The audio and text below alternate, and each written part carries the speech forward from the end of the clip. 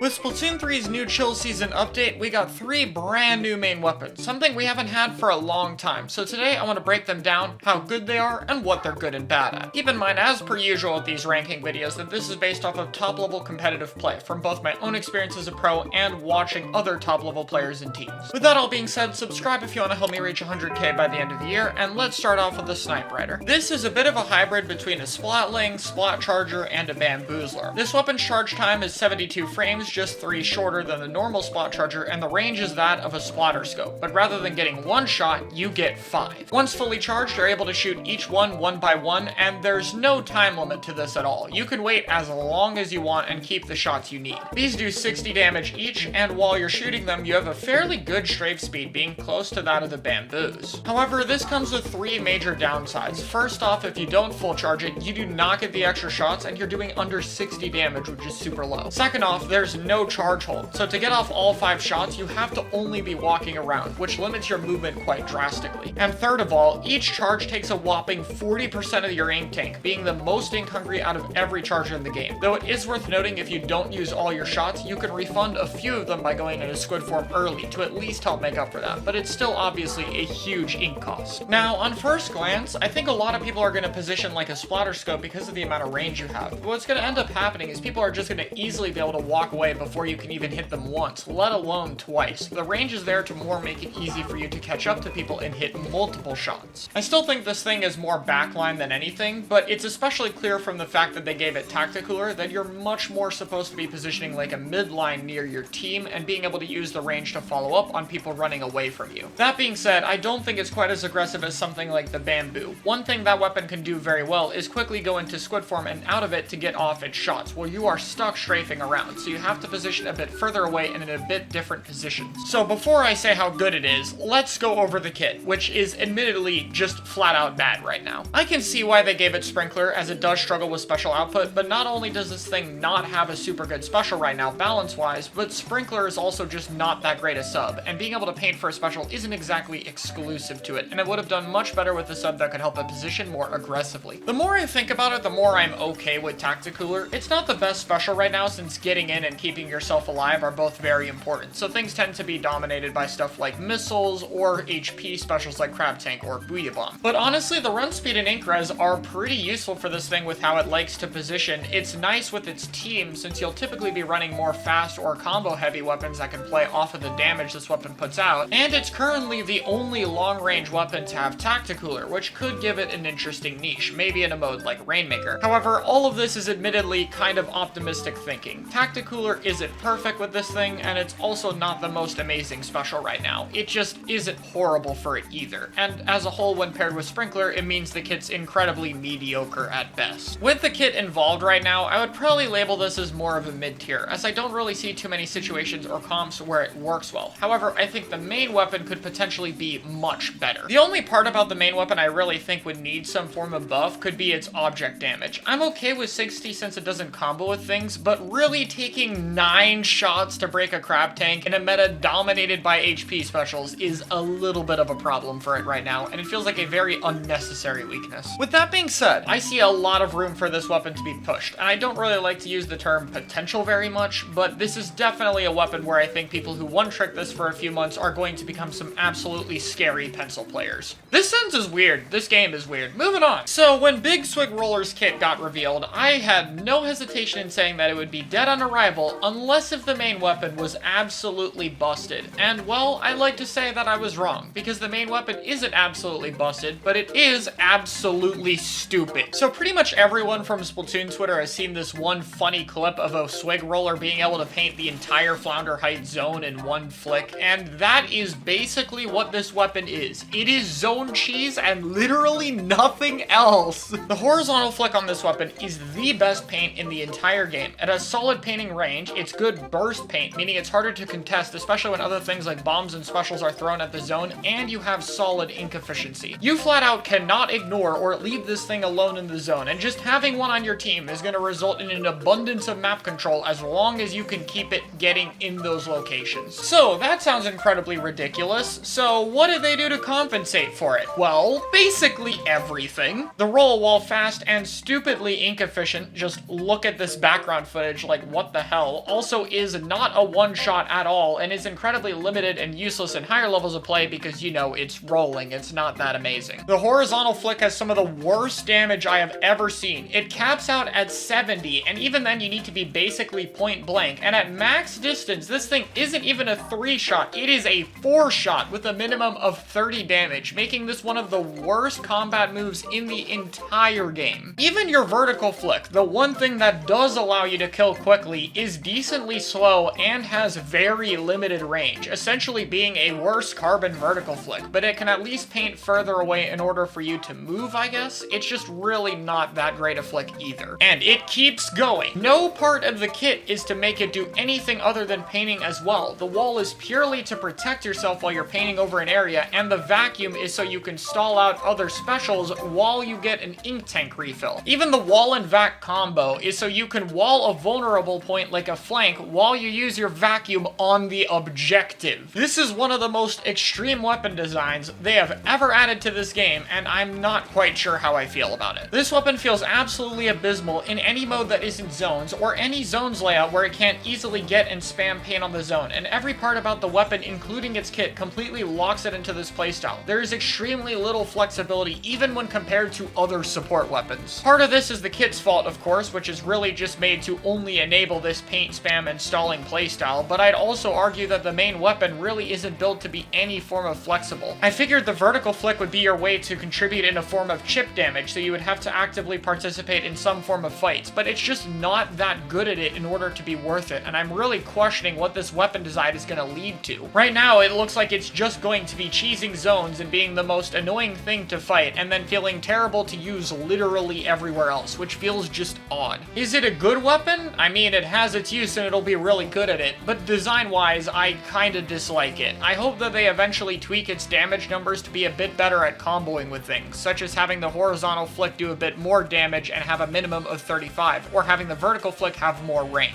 That, on top of a kit which gives it some flexibility, I think could lead to a more healthy playstyle, though that might be a lot considering the insane paint output it has. Hey, at least this one isn't spamming missiles, is actually good at its niche, and the roll is nice for new players learning the game. Part of me that really likes Splatoon 1 Dynamo is happy there's a roller that can actually effectively paint with its horizontal flick for once, but on the other hand, I feel like they went so extreme into having this be a paint tool. Dynamo had ink efficiency problems and cooldowns that force you to play aggressively at times, and this weapon doesn't because it's not supposed to have ink efficiency problems. I get this section has turned into being very negative about this weapon, and to be fair, I do actually like using it. I think it's a lot of fun, and I like the concept of a support roller. I wanted to see support in more weapon classes. And even though Dynamo exists, I think a second supportive roller with a bit of a different playstyle is a good addition. But especially as a support player, I really worry about how fun this is going to be to fight, because its playstyle does not look great. I'm uncertain about the future of this weapon, and I'm really curious to see what the devs are going to do with it, both in balance changes and in terms of its new kit. We'll have to see what they really want from this weapon, and at the very least, I think it's a concept that can have some promise, but it needs a lot of tweaking to be a bit better for the game and to work in more places than zones. Finally, we have the Splattershot Nova, the gun I see all shooter players complaining about already. And I kinda get it. I mean, it's a 5-shot and the RNG isn't great, so it feels very unreliable and is very odd to get used to. And on top of that, its range value is a little bit less than Pro, which doesn't look that great with the aforementioned problems. However, this is clearly not trying to be as jack-of-all-trades shooter nature as the other ones are. This is built to be a support. Its mobility, especially with run speed, is absolutely ridiculous. I would think of this more like a mid-range zap than anything else. On top of that, the weapon can paint for fairly long and paint very far away. Its paint isn't amazing, but being able to do so from a safer distance is a very valuable trait for it, and it's far from bad by any means. It also, being a shooter, has good startup and end lag frames and getting in and out of squid farm, which is of course very useful for it. Its jump RNG is the one part where this mobility part isn't really amazing, since it's really bad. Some intensify is definitely needed, which on top of the run speed and a bit of special charge if you want, makes it a bit gear dependent. However, I think the playstyle makes a lot more sense when taking a look at its kit. I have trashed point sensor before, and I think for most weapons it's not good, but this is actually one of the few ones where I kind of like it. With the paint range and mobility, it doesn't really struggle to get its special very much, which does actually help it get in, and with its high ink efficiency, throwing sensors is basically free, and something you can do while you're painting around without feeling any negative effects, so it's basically bonus location for your team, and I think it works fine. Killer Whale is really where this thing shines. If you think about using it on something like a 52, the whales can force people to move, but the damage they output isn't really that useful. It's not going to be shaving off a shot to kill or anything. But with this thing's incredibly high fire rate, even one tiny hit from Killer Whale makes you a 4-shot, and even a little bit more of it will make you a 3-shot, meaning you can actually be extremely aggressive and chase people down with your high run speed while the whale is going off. This lets you very aggressively take space, and since the main weapon is already good at running around and painting the whole map to get a lot of these whales, you're going to get a lot of opportunities to run in. I think this is a really healthy support shooter playstyle. Whale's design ensures that you can't just be spamming it at a distance, and the mobility plays with being able to move forward, and I like that Killer Whale, unlike the ink vacuum on the Big Swig, turns you into a more aggressive weapon that has to move forward with your positioning. As a whole, I think this is going to be a lot harder for most shooter players to get used to, but if you're interested in support and also want tools to help your team push in more, I think the Nova is actually a great high-tier pick, and is especially good against Ninja Squid teams. I think people need to give this more of a try. As a whole, while none of these new weapons are super meta-defining, I like them. They have unique things they're good at, and special design that makes them stand out from other weapons, which is something I was a bit worried about. Big Swig is the only one I take problems with, and even then, I can definitely see what they were going for by having a more easily accessible roller for support, and I think with a different kit or some minor tweaks, it could end up being one of the coolest weapons in the game, even with the problems it has right now. If anything, this update made me more excited for new weapons they could add to the game, and for new support, since it seems like they have a bit of a preference to that. So, let me know what you guys think below, and I'll see you guys next time.